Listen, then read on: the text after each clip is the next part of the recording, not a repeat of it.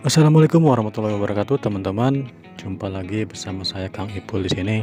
Lagi-lagi saya akan membahas masalah seputar BPJS Ketenagakerjaan. Buat teman-teman yang status pencairannya ditolak ya, ayo kita kumpul bareng di sini, kita sharing di sini.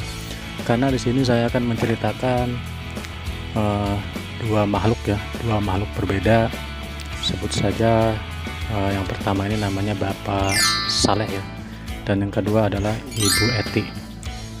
Mereka berdua adalah masing-masing mengajukan pencairan BPJS ya, tapi untuk Ibu Eti ini dia nggak bisa cair karena dia bermental kerupuk, sedangkan Bapak Saleh ini dia bisa cair karena dia bermental baja ya teman-teman. Bagaimana ceritanya nanti saya akan ceritakan dengan detail step by stepnya bagaimana Bapak Saleh ini bisa cair yang sebelumnya dia ini pengajuannya ditolak ya teman-teman.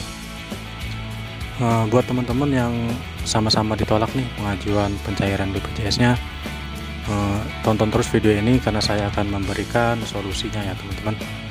Untuk itu kalian yang belum subscribe dipersilakan untuk subscribe, karena di channel ini tempatnya untuk solusi-solusi seputar BPJS Ketenagakerjaan.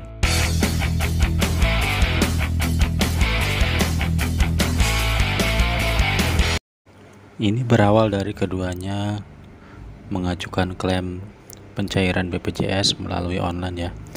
Seperti biasa mereka mencantumkan atau mengupload berkas-berkas persyaratannya seperti KTP, kartu keluarga, buku rekening, paklaring, dan lain-lain. Namun tidak disangka-sangka ternyata pengajuan Bapak Saleh dan Ibu Eti ini ditolak ya teman-teman. Lalu apa sih alasan ditolak? Di sini saya akan membahas satu persatu ya. Di sini saya akan membahas masalah Bapak Saleh dulu. Dia ditolaknya dikarenakan tidak melampirkan kartu dan paklaring dari Kopektel Ranggon ya. Teman-teman bisa baca di sini sendiri. Dia tidak melampirkan kartu dan paklaring dari Kopektel Ranggon. Tentu ini sangat membingungkan Pak Saleh ya.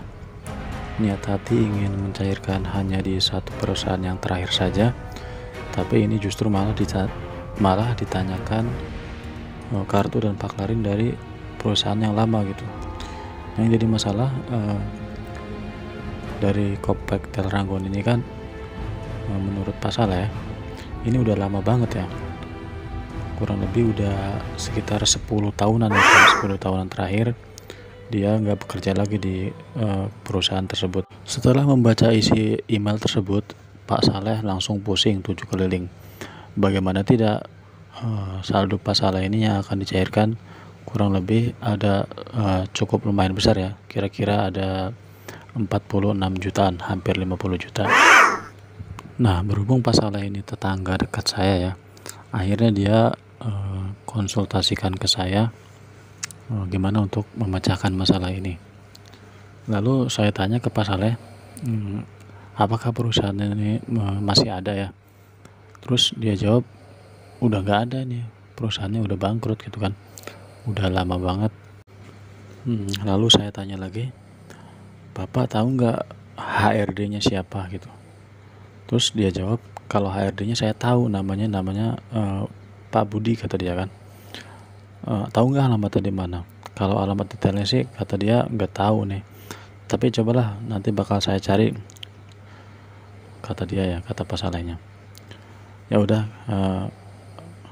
saya menyarankan untuk temui dulu HRD-nya, nanti datangi ke kantor BPJS terdaftar gitu kan, untuk konsultasikan masalah ini. Nah, bermodalkan arahan dan petunjuk dari saya, maka keesokan harinya berangkatlah ini Pak Saleh untuk mencari keberadaan Pak Budi, mantan HRD dulu ya.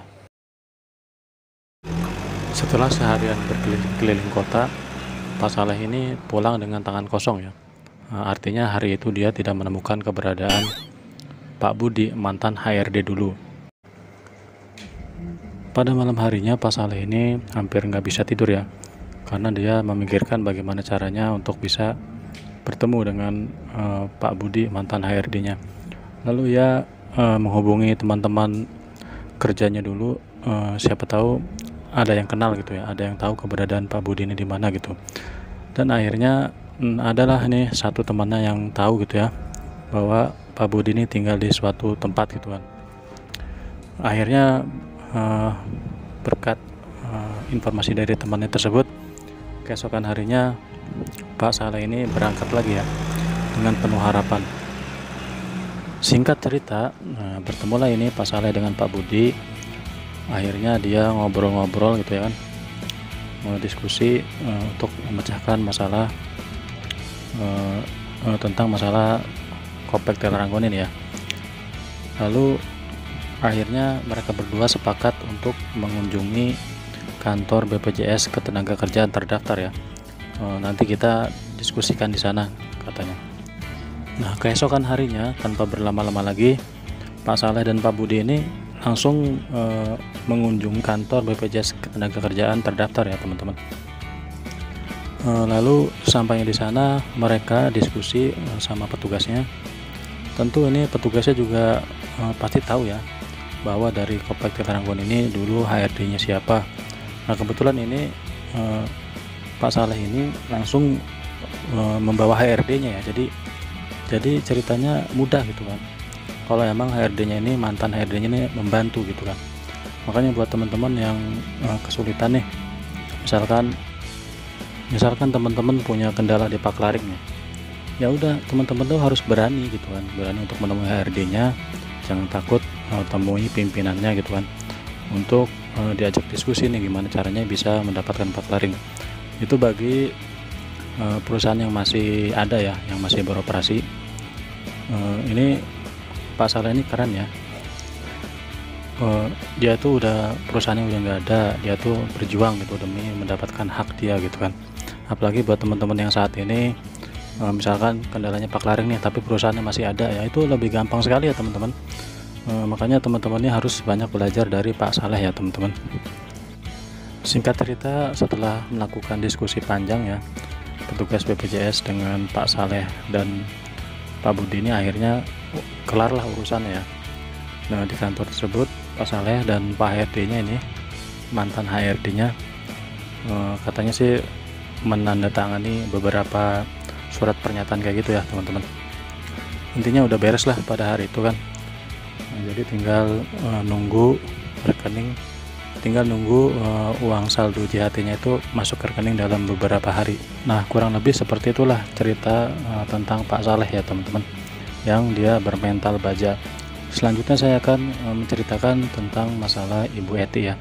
Dia ini memiliki mental kerupuk sehingga dia sulit untuk mencairkan saldo BPJS Ketenagakerjaannya. Nah, kasus Bu Eti ini kurang lebih sama ya, seperti kasusnya Pak Saleh yang tadi. Dia tidak melampirkan kartu dan Paklaring dari satu kartu dan Paklaring lagi dari perusahaan yang dulu ya. Ini bisa teman-teman bisa baca sendiri, tidak melampirkan dari perusahaan Aesthetic Beauty Recipe ya, teman-teman bisa lihat sendiri situ ya. Lalu seperti biasa Ibu Eti ini minta konsultasi dengan saya. Akhirnya seperti biasa saya juga menyarankan untuk menemui HRD-nya ya, untuk konsultasikan masalah ini, untuk meminta Paklaringnya. Dan kebetulan perusahaan ini justru ini lebih mudah ya, perusahaannya ini masih aktif gitu.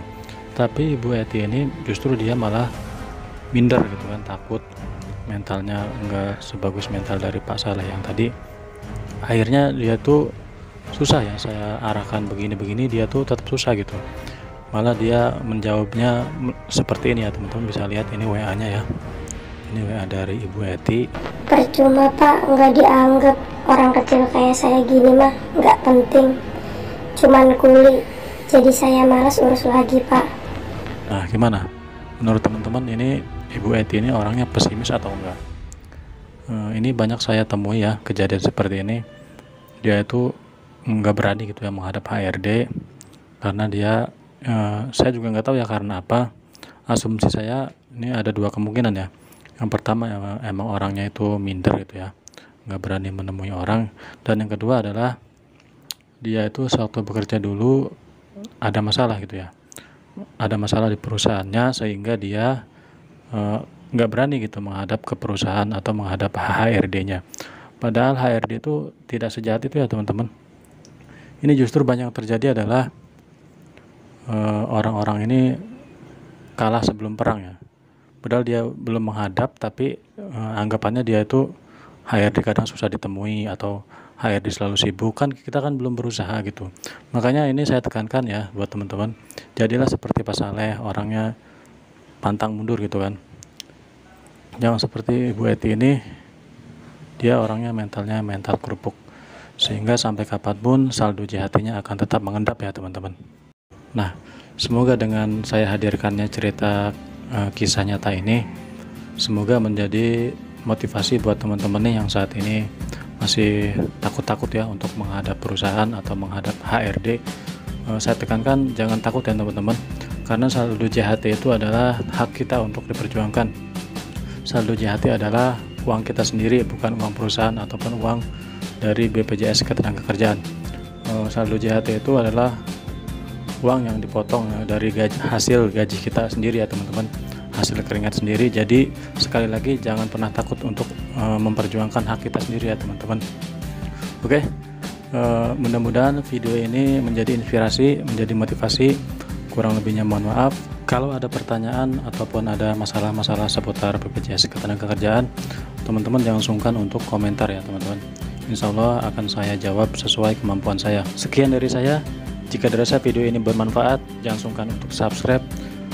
Wabillahi taufik wal hidayah. Wassalamualaikum warahmatullahi wabarakatuh.